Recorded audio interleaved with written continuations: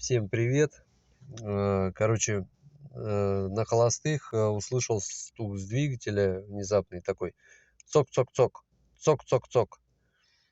Э, Короче, ну, в итоге выяснилось, что на ремне подсрезала ремни. Но машина еще ехала, доехал до дома, поставил. Ну, в итоге потом с утра завел, перестала заводиться, осмотрел. Вот там в двух местах вот так вот срезала зубья.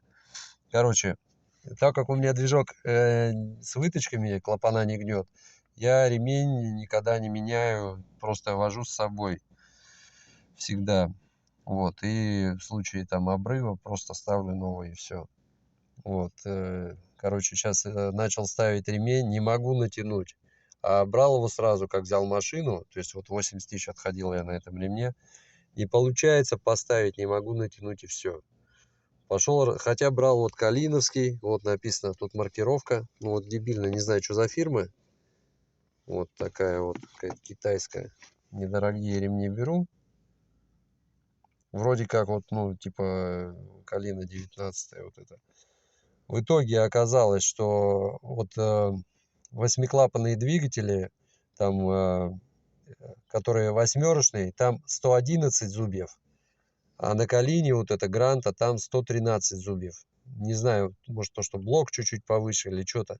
Короче, а мне продали, видать, может, ну, наверное, какой-то Калина восьмерочные шли движки. В общем, двигатели разные, ремень разница в 2 зуба. Так визуально все одинаково, даже по длине натягиваешь примерно одинаковый. Ну, блин, и так, ну никак не получилось натянуть. Думаю, да что такое. Короче, имейте в виду, на Калина Грантах 113 зубьев, а на там восьмерка, девятка, четырка, пятнашка, там идет 111 зубьев.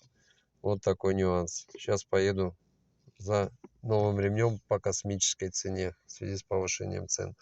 Кому информация была полезная, ставьте палец вверх, подписывайтесь на канал. Всем пока.